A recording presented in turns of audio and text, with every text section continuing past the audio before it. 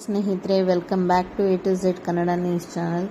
ಸ್ನೇಹಿತರೆ, ಇವತ್ತಿನ ಟಾಪಿಕ್ ಬಂದು ಸಿದ್ದರಾಮಯ್ಯನವರು ರಾಜೀನಾಮೆ ಕೊಡ್ತಾರಾ, ಯಾಕೆ ಕೊಡಬೇಕು, ಕಾರಣಗಳೇನು, ಇದರಲ್ಲಿ ಮೂಡಾದಲ್ಲಿ ನಿಜವಾಗ್ಲೂ ಅವ್ರದ್ದು ಹಗರಣ ಆಗಿದೆಯಾ, ಸಿದ್ದರಾಮಯ್ಯನವರ ತಪ್ಪಿದೆಯಾ, ಇದ್ರ ಬಗ್ಗೆ ಸ್ವಲ್ಪ ಮಾಹಿತಿ ನೀಡ್ತಾ ಹೋಗ್ತೀನಿ, ಬನ್ನಿ ಸ್ನೇಹಿತರೆ. ಮೊದಲನೇದಾಗಿ ಮೂಡ ಹಗರಣ.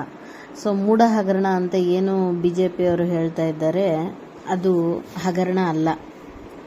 ಎಲ್ಲ ಮಾಹಿತಿ ನಿಮ್ಗೆ ಆಲ್ಮೋಸ್ಟ್ ಅಲ್ಲಿ ತಿಳಿದಿದೆ ಅನ್ಕೊಂತೀನಿ. ಇವಾಗ ನಾನು ಹೇಳ್ತಾ ಇರೋದು ಏನಪ್ಪ ಅಂದರೆ, ಅವರ ಹೆಂಡತಿಗೆ ಸಂಬಂಧಪಟ್ಟಿರೋದು. ಅವರು ತಪ್ಪು ಮಾಡಿದ್ರೆ ಹೆಂಡತಿಗೆ ಶಿಕ್ಷೆ ಕೊಡ್ತಾರ, ಹೆಂಡತಿ ತಪ್ಪು ಮಾಡಿದ್ರೆ ಗಂಡಂಗೆ ಶಿಕ್ಷೆ ಕೊಡ್ತಾರ. ಹಾಗಾಗಿ ಇದು ಹೈಕೋರ್ಟಲ್ಲಿ ಕೇಸ್ ಬರೋದು ಪಾರ್ವತಿಯವ್ರ ಮೇಲೆ, ಸಿದ್ದರಾಮಯ್ಯನವ್ರ ಮೇಲೆ ಬರಲ್ಲ. ಮೂಡ ಹಗರಣ ಸಿದ್ದರಾಮಯ್ಯನ ಮೇಲೆ ಎನ್ಕ್ವೈರಿಗೆ ಹಾಕಿದ್ದಾರೆ ಅಂತ ರಾಜ್ಯಪಾಲರು ಏನು ಕೊಟ್ಟಿದ್ದಾರೆ ಅದು ಅಸಂವಿಧಾನಿಕವಾಗಿದೆ. ಯಾಕೆ ಅಂತಂದರೆ, ಪಾರ್ವತಿಯವರ ಹೆಸರಲ್ಲಿ ಎಲ್ಲ ಇರೋದು. ಸಿದ್ದರಾಮಯ್ಯನವರು ಮುಖ್ಯಮಂತ್ರಿ ಆಗಿದ್ದಾಗ ಏನಾದರೂ ಪಾಸ್ ಆಗಿದ್ರೆ ಇಲ್ಲ ಅವ್ರ ಅರ್ಜಿ ಹಾಕಿದ್ರೆ ಅದಕ್ಕೆ ದಾಖಲಾತಿಗಳು ಕೊಡಬೇಕು. ಲೋಕಾಯುಕ್ತನೋ ಅಥವಾ ಬೇರೆ ಯಾವುದಾದ್ರೂ ಒಂದು ತನಿಖಾ ಸಂಸ್ಥೆ ಅದಕ್ಕೆ ವರದಿ ಕೊಡಬೇಕು. ಹೌದು, ಇಲ್ಲಿ ಅಧಿಕಾರ ಬಲದಿಂದ ಇದನ್ನು ತಗೊಂಡಿದ್ದಾರೆ ಅನ್ನೋದಕ್ಕೆ ಪ್ರೂವ್ ಮಾಡಬೇಕು ಫಸ್ಟು. ಅದು ಪ್ರೂವ್ ಆದಮೇಲೆ ಅವ್ರ ಮೇಲೆ FIR ಆಗುತ್ತೆ, ಇಲ್ಲ ಪ್ರಾಸಿಕ್ಯೂಷನ್ ಬರುತ್ತೆ, ಇಲ್ಲ ರಾಜ್ಯಪಾಲರು ಅನುಮತಿ ಕೊಡ್ತಾರೆ, ಎಲ್ಲ ನಡೆಯುತ್ತೆ. ಆದರೆ ಇಲ್ಲಿ ಯಾವುದೇ ತನಿಖಾ ಸಂಸ್ಥೆ ತನಿಖೆ ನಡೆದಿಲ್ಲ, ಪ್ರಾಥಮಿಕ ವರದಿ ಇಲ್ಲ, ಇವರು ಅರ್ಜಿ ಸಲ್ಲಿಸಿರೋದಕ್ಕೆ ದಾಖಲೆ ಇಲ್ಲ. ಪಾರ್ವತಿಯವರು ಅರ್ಜಿ ಸಲ್ಲಿಸಿದ್ದಾರೆ, ಬೊಮ್ಮಾಯಿ ಟೈಮ್ನಲ್ಲಿ ಅಪ್ರೂವಲ್ ಆಗಿದೆ, ಮೂಡಾದಲ್ಲಿ ಇದ್ದಿದ್ದು BJP ಅವರೇ. ಸೊ ಇಲ್ಲಿ ಏನು ಅರ್ಥ ಬರುತ್ತೆ, ಒಬ್ಬ ಮನುಷ್ಯ ಬೇರೆ ತರ ತಪ್ಪು ಮಾಡಿರ್ತಾನೆ, ಆದರೆ ಯಾರಿಗೆ ಬೇರೆದ್ರ ಬಗ್ಗೆ ಏನಾದರೂ ಒಂದು ಮಾಹಿತಿನ ನೀಡಬೇಕಾಗಿರ್ತಕ್ಕಂಥ ಮಾಧ್ಯಮಗಳು ಬರೀ ಇದನ್ನೇ ಹಾಕೊಂಡು ಕೂತಿರ್ತವೆ 24 ಗಂಟೆ.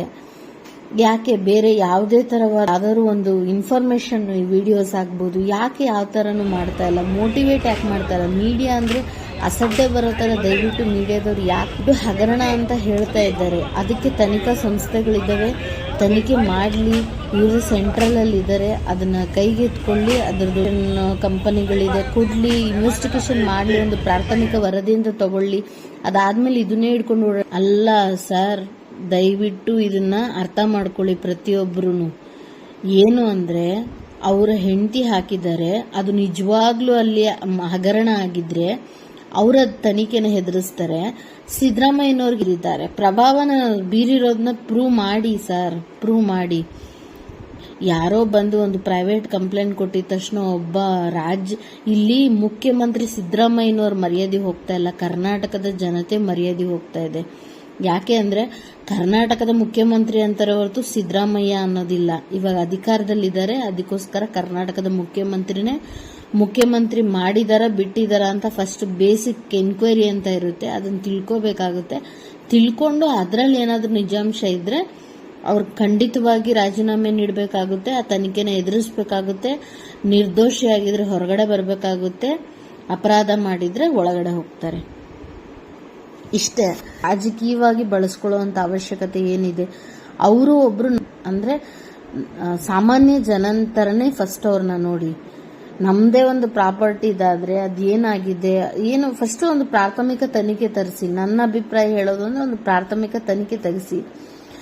BJP ಅವರು ಹೇಳಿದ್ರು, JDS ಅವರು ಹೇಳಿದ್ರು, ಕಾಂಗ್ರೆಸ್ ಅವರು ಹೇಳಿದ್ರು, ಬೇಡ, ನಾವು ಈ ರಾಜ್ಯದ ಜನ ಆಗಿ ನಮ್ಗೆ ಒಂದು ಪ್ರಾಥಮಿಕ ವರದಿ ಬೇಕು.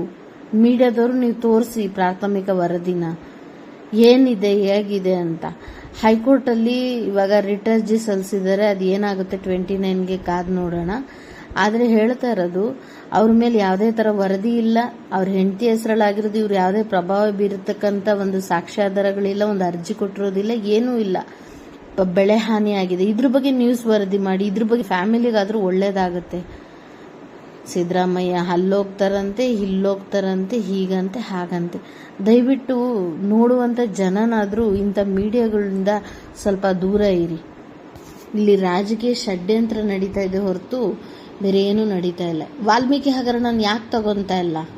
ಹಾಗಾದರೆ ತಗೊಳ್ಳಿ, ಮೂಡ ಹಗರಣನ ಬಿಡಿ, ವಾಲ್ಮೀಕಿ ಹಗರಣನ ತಗೊಳ್ಳಿ, ಮಾತಾಡಿ, ಅದ್ರ ಬಗ್ಗೆ ಡಿಬೇಟ್ಗಳು ಮಾಡಿ. ಅದ್ರ ಬಗ್ಗೆ ಯಾರಿದ್ದಾರೆ ನೀವೇ ಪ್ರೈವೇಟ್ ಇನ್ವೆಸ್ಟಿಗೇಷನ್ ಮಾಡಿ. ತುಂಬ ಮಾಡ್ತೀರಾ ಎಲ್ಲ ಚಾನಲ್ ಅವರು, ಮಾಡಿ, ನಮಗೂ ಖುಷಿ ಆಗುತ್ತೆ, ನಾವು ನೋಡ್ತೀವಿ. ಅದನ್ನ ಬಿಟ್ಟು ಒಂದು ಹಗರಣನೇ ಇಲ್ದಿರೋ ಇರೋದನ್ನ, ಇಲ್ಲ ಒಂದು ದಾಖಲಾತಿನೇ ಇಲ್ದಿರೋ ಅಂಥದನ್ನ ರಾಜಕೀಯ ಲಾಭಕ್ಕೋಸ್ಕರ ಬಳಸ್ಕೊಂಡು, ಒಂದು ಗಾದೆ ಇದೆ ಸ್ನೇಹಿತರೆ, ಕಟ್ಟೋಕೆ ನಾನಾ ದಿನ ಕೆಡವೋಕೆ 3 ದಿನ ಅಂತ. ಅವರು ಸತತವಾಗಿ 40 ವರ್ಷ ಪರಿಶ್ರಮ ಹಾಕೊಂಡು ಬಂದಿರ್ತಾರೆ, ಬೀಳ್ಸಕ್ 4 ನಿಮಿಷ. ಆದರೆ ಮತ್ತೆ ಆ 4 ನಿಮಿಷ ನಾನು ಕೊಡ್ತೀನಿ ಅಂದ್ರೂ ಕಟ್ಟಕ್ಕಾಗಲ್ಲ ಸ್ನೇಹಿತರೆ. ಅದೇ ಥರ ಪ್ರತಿಯೊಬ್ಬರ ಜೀವನನೂ ನಾವು ಬೇರೆಯವ್ರದ್ದಾದ್ರೆ ಆಗಲಿ ಬಿಡು, ನಮ್ದಾದ್ರೆ ಮಾತ್ರ ಕಷ್ಟ ಅನ್ನೋ ಥರ ನೋಡ್ತೀವಿ. ಮೊದಲನೇದಾಗಿ ವರದಿ ತಗೊಳ್ಳಿ. ನಾನು ಹೇಳ್ತಾ ಇರೋದು ಮೊದಲನೇದಾಗಿ ಪ್ರಾಥಮಿಕ ವರದಿ ತಗೊಳ್ಳಿ. ಯಾರ ಪ್ರಾಪರ್ಟಿ, ಎಲ್ಲಿಂದ ಬಂತು, ಯಾವಾಗ ಇವರು ಕನ್ವರ್ಸೇಷನ್ಗೆ ಹಾಕೊಂಡ್ರು, ಇದರಲ್ಲಿ ಇವರು ಪ್ರಭಾವ ಬೀರಿದಾರ, ಪಾರ್ವತಿಯವರು ಯಾವಾಗ ಅಪ್ಲಿಕೇಶನ್ ಹಾಕಿದ್ದು, ಯಾವಾಗ ಇವರಿಗೆ ಸ್ಯಾಂಕ್ಷನ್ ಆಯಿತು, ಯಾರು ಮುಖ್ಯಮಂತ್ರಿ ಇದ್ದಾಗ ಸ್ಯಾಂಕ್ಷನ್ ಆಯಿತು, ಏನು ಎಲ್ಲ ಒಂದು ದಾಖಲಾತಿಗಳು, ಪ್ರಾಥಮಿಕ ದಾಖಲಾತಿ ತಗೊಳ್ಳಿ. ಲೋಕಾಯುಕ್ತಕ್ಕೆ ಕೊಡಲಿ, ಇಲ್ಲ ಅಂದರೆ ಪ್ರೈವೇಟ್ ಇನ್ವೆಸ್ಟಿಗೇಷನ್ ಕೊಡಲಿ, ತಗೊಂಡು ಈ ಥರ ಇದೆ, ಸಿದ್ದರಾಮಯ್ಯನವರು ಕರಪ್ಟೆಡ್ ಆಗಿದ್ದಾರೆ, ಈ ಥರ ಅವಾಗ ನಾವು ಅದಕ್ಕೆ ಸ್ಟ್ಯಾಂಡ್ ಆಗ್ತೀವಿ. ಕರ್ನಾಟಕದ ಜನತೆನೂ ಇದಾಗುತ್ತೆ. ಅವರು ಪ್ರೊಟೆಸ್ಟ್ ಮಾಡೋದಂತೆ, ನೀವು ಬೇಡ ಅನ್ನೋದಂತೆ, ಅವ್ರು ಹೊಡೆದಿದ್ದೀರಾ ಅನ್ನೋದಂತೆ, ಅವರು 1000 ಕೋಟಿ ಹೇಳಿದ್ರೆ ಇವ್ರು 500 ಕೋಟಿ. ಎಲ್ಲರೂ ಕಳ್ಳರನ್ನ. ಇಲ್ಲಿ ಯಾರಿದ್ದಾರೆ ಜನರು? ನಾವು ಫುಲ್ ಆಗ್ತಾ ಇರೋದು. ನಮ್ಮ ಸುತ್ತಮುತ್ತ ಇರೋ ಸಮಸ್ಯೆಗಳನ್ನ ಇದರಿಂದ ನಾವು ಮರ್ತೋಗ್ತಾ ಇದೀವಿ. ಫಸ್ಟು ನಮ್ಮ ಸಮಸ್ಯೆ ವಿರುದ್ಧ ನಾವು ಹೋರಾಡಬೇಕಾಗುತ್ತೆ. ಇವರು ಒಂದು ಮೂಢ ಹಗರಣ ತರ್ತಾರೆ, 1 ತಿಂಗಳು ಓಡಿಸ್ತಾರೆ. ವಾಲ್ಮೀಕಿ ಹಗರಣ ತಗೊಂಡ್ಬರ್ತಾರೆ, ಅದೊಂದು ತಿಂಗಳು ಓಡಿಸ್ತಾರೆ. ತಿಂಗಳಿಗೊಂದೊಂದು ಯಾವುದೋ ಒಂದು ನ್ಯೂಸು ಅವ್ರ ಒಟ್ಟಿನಲ್ಲಿ ಬ್ಯುಸಿಯಾಗಿರಬೇಕು, ಅವ್ರಿಗೆ TRP ಬರಬೇಕು. ಜನರದ್ದು ಏನೇ ಕಷ್ಟಗಳು, ಬೇಸಿಕ್ ಮೂಲಭೂತ ಸೌಕರ್ಯ ಅಂತೀವಿ, ಆ ಕಷ್ಟಗಳು ಎಲ್ಲಾದರೂ ಹೋಗ್ಲಿ, ಇವ್ರು ಚೆನ್ನಾಗಿರ್ಬೇಕು ಅಷ್ಟೇ. ದಯವಿಟ್ಟು ಜನರೇ ಅವೇರ್ನೆಸ್ ತಗೊಳ್ಳಿ. ಇಂಥ ನ್ಯೂಸ್ನ ನೀವು ನೋಡಬೇಡಿ ಅಂತ ಹೇಳ್ತಾ ಇಲ್ಲ ನಾನು. ತಿಳ್ಕೊಳ್ಳಿ ಯಾವ್ದ್ರ ಬಗ್ಗೆ ನೋಡಬೇಕು, ನಾವು ಯಾವುದನ್ನ ಕ್ವಶನ್ ಮಾಡಬೇಕು, ಯಾವುದು ನಮಗೆ ಸರಿಯಾಗಬೇಕು ಅಂತ.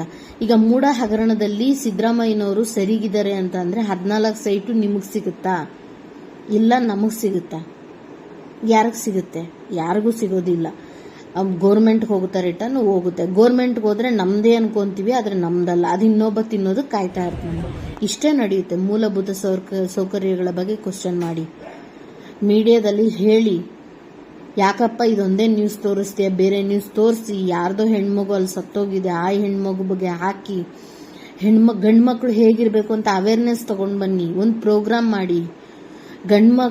ಹೆಣ್ಮಕ್ಳಿಗೆ ಮಾತ್ರನೇ ಹೇಳ್ಕೊಂಡು ಹೋಗ್ತೀವಿ